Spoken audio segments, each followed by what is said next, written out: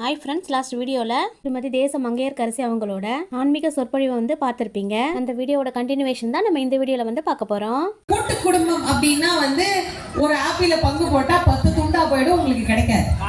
ஆனா தனி குடும்பம்னா ஒரு ஆப்பிள 4 பங்கு போட்டு 4 பேரும் சாப்பிடலாம் அப்படின்னு அப்பவே பிள்ளைங்க மனசுல விதைச்சாச்சு. ஆப்பிள் வேணும்னா நீ தனியா தான் இருக்கணும் அப்படின்னு. என்ன கூட்டு குடும்பத்தினுடைய மகிமையோ அல்லது குடும்பத்தினுடைய பெருமையோ இன்னைக்கு இருக்கிற பிள்ளைங்களுக்கு எந்த அளவுக்கு தெரியும்னு எனக்கு தெரியல. ஆனா ஒரு குடும்பம் அப்படிங்கிறது என்ன அப்படின்னா குடு இன்பம். பேர் என்ன? குடு இன்பம். இன்பத்தை நம்ம தான் என்ன பண்ணணும்? கொடுக்கணும். கோலம் போட்டா கூட பச்சரிசி மாவுல ஒரு கோலம் போட்டுட்டு, பசுமாடெல்லாம் கிடையாது, பாக்கெட்ல இருக்கிற பால் எடுத்து கொஞ்சம் காய்ச்சி சாமிக்கு ஒரு டம்ளர்ல வச்சு காலையில ஒரு விளக்கு ஏற்றிட்டு, கடவுளே அவ்வளவுதான், நான் போய் சமைக்கணும், வீட்டுக்காரன் கூட பிள்ளைங்களாம் கூட போய் உங்க வேலையை பாருங்க, அப்புறம் எப்போ முடியுதோ அப்போ பூவெல்லாம் போட்டு ஏதாவது ஸ்லோகம் சொல்ல தெரிஞ்சதுன்னா சொல்லி கும்பிட்டுக்கலாம். காலையில ஆரம்பிக்கிற அப்படி ராத்திரி வீட்டுல எல்லாருக்கும் சாப்பாடு கொடுத்துட்டு, எப்படி கொடுக்கணும்? முதல்ல வயசான பெரியவங்க, அப்புறம் குழந்தைங்க, அப்புறம் கணவர், அப்புறம் மனைவி சாப்பிடணும். இதுதான் ஆர்டர். அப்படிதான் சாப்பிடணும். இப்போ எப்படி ஆயிடுச்சு? அப்படியே இப்படி உள்டாவாயிடுச்சு. முதல்ல நம்ம சாப்பிடுவோம், அப்புறம் புருஷனுக்கு போடுவோம், அப்புறம் பெத்த தண்டை 2 இருக்குது அதுக்கு போடுவோம், அப்புறம் மிச்சம் மீதி இருந்தா அந்த கிழங்கட்டைங்களை பார்த்துக்கலாம். முடிவே பண்ணியாச்சு. என்ன முதல்ல வீட்டுல விருந்தினர் வந்திருந்தா விருந்தினருக்கு தான் முதல்ல கொடுக்கணும். வயசான பெரியவங்களுக்கு கொடுத்து, குழந்தைங்களுக்கு கொடுத்து, புருஷன் சாப்பிட்டு, பொண்டாட்டி சாப்பிட்டு, இந்த வேலையெல்லாம் முடிச்சுட்டு அதுக்கப்புறம் இன்னொரு வேலை, கணவனுக்கு பாத சேவை பண்ணி கணவனாருக்கு தாம்பூலம் மடிச்சு கொடுத்துட்டு, கணவர் உறங்கிய பின் மனைவி உறங்கணும். புரிஞ்சுதா? புரிஞ்சுது?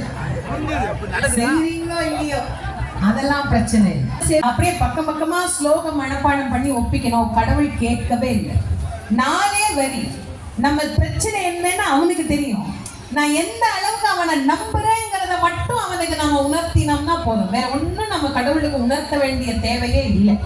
அப்ப சிவபெருமான் கிட்ட இனிமே நாம வழிபாடு பண்ற போது இந்த ஒரு மனநிலையில அவரை நம்ம வழிபாடு பண்ணினோம்னா நமக்கு வாழ்க்கையில நம்ம கேட்டதா தனின்னு ஒருத்தர். அவர் தான் அவ்வளவு கருணையின் பிம்பம்னா அந்த அம்மா இருக்கிற பாருங்க, அவருக்கும் மேல.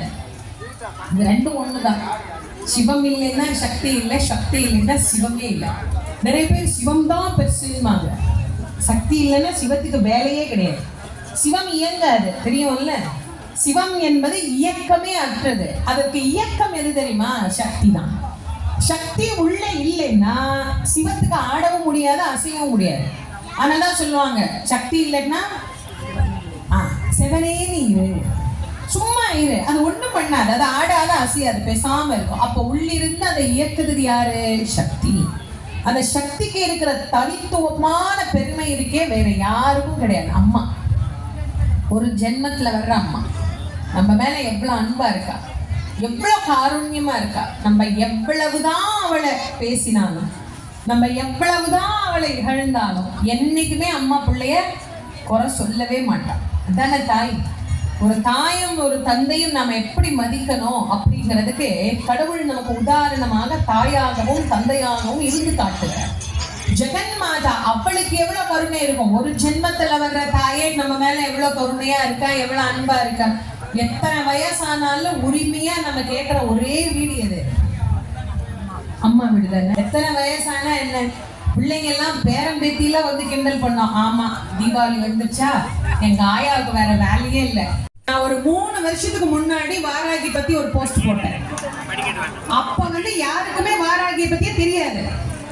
அவங்க ஊர்ல ஒரு கிராமம்னா கூட வாராகி இல்லாத கிராமமே கிடையாது, தெரியுமா? சப்த கண்ணியர் ஒரு செங்கலைன்னு வச்சிருப்பாங்க. சப்த கண்ணியர் இல்லாத ஒரு ஊரே கிடையாது, ஒரு கிராமமே கிடையாது. வாராகி தெருவுக்கு தெரு, ஊருக்கு ஊரு இருந்த தெய்வம். அப்ப யாருக்கும் தெரியாது. நான் ஒரு 3 வருஷத்துக்கு முன்னாடி ஒரு போஸ்ட் போட்டப்ப என்னை எல்லாரும் கேட்டாங்க, வாராகினா யாரு, வாராகினா யாரு? ஏங்க உங்க ஊர்ல சப்தமாதர் இருந்தா போய் எட்டி பாருங்க, அந்த 7ல ஒரு சாமி வாராகிங்க. அப்படி சொல்லி இப்ப வாராகி என்ன நிலைமைக்கு ஆயிடுச்சு தெரியுமா? அன்னைக்கு ஒருத்தர் என்ன நிகழ்ச்சி கூப்பிட்டார், தவறா நினைச்சுக்காதீங்க, ஒரு நிகழ்ச்சிக்கு கூப்பிட்டார். என்ன நிகழ்ச்சின்னு கேட்டேன். வாராகி கோயில்ல கும்பாபிஷேகம். சரி, எங்கெங்க கோயில் கட்டுறீங்கன்னா, சாய்பாபா கோயிலுக்குள்ள வாராகி கோயிலா? இந்த எப்படி இருக்கு? நான் சொன்னேன் அது சாய்பாபா கோயிலா வாராகி கோயிலா? இல்ல, சாய்பாபா கோயிலுக்குள்ள வாராகி கோயில். ஏன்னா இப்ப இந்த சாமியை வச்சாதான் மக்கள் வர்றாங்க.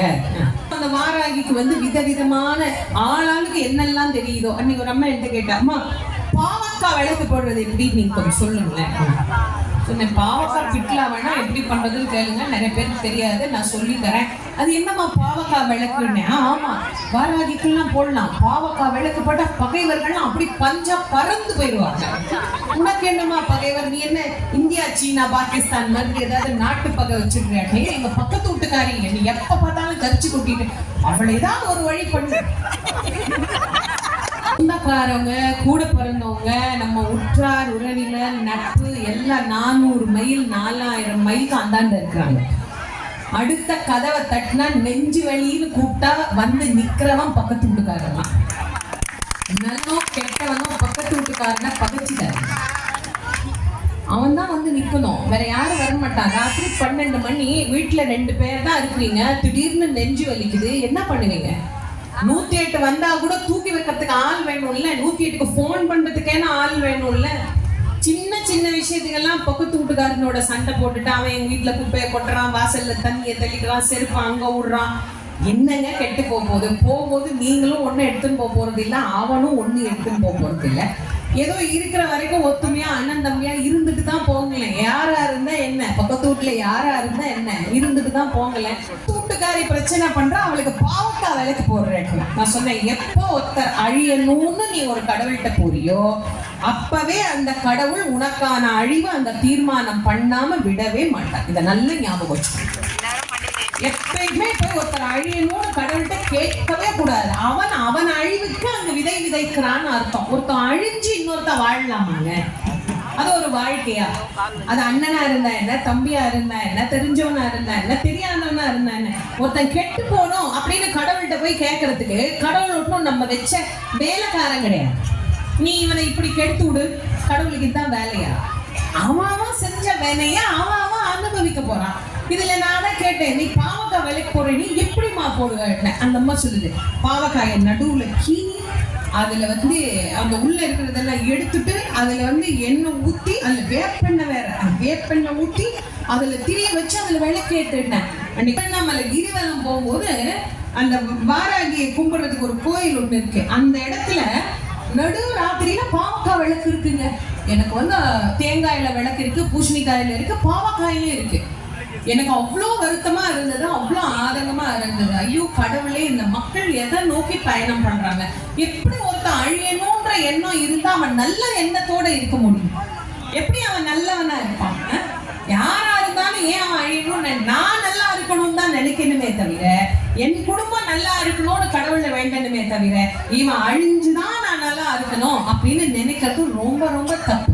வாராகி ஒரு அழகான தெய்வம், சக்தி வாய்ந்த தெய்வம். நமக்கு பிரச்சனைனா எப்படி மருந்து எடுத்துக்கிறோமோ அது மாதிரி நமக்கு ஒரு பிரச்சனைனா அவள்கிட்ட போய் சொன்னா அவ காப்பாத்தி கொடுப்பான். இதெல்லாம் நம்ம வச்சுக்கணும். அப்போ இப்ப அப்படியே ட்ரெண்டிங், அப்படியே வாராகில இருந்து கொஞ்சம் கொஞ்சமா அப்படியே முருகர் பக்கம் அப்படியே டர்ன் ஆகுது. ஃப்ரெண்ட்ஸ், இந்த ஆன்மீக சொற்பொழிவு வீடியோ எனக்கு ரொம்ப பிடிச்சிருந்து, உங்களுக்கும் கண்டிப்பாக பிடிச்சிருக்கும்னு நினைக்கிறேன். தேங்க்ஸ் ஃபார் வாட்சிங். அடுத்த வீடியோவில் பார்க்கலாம்.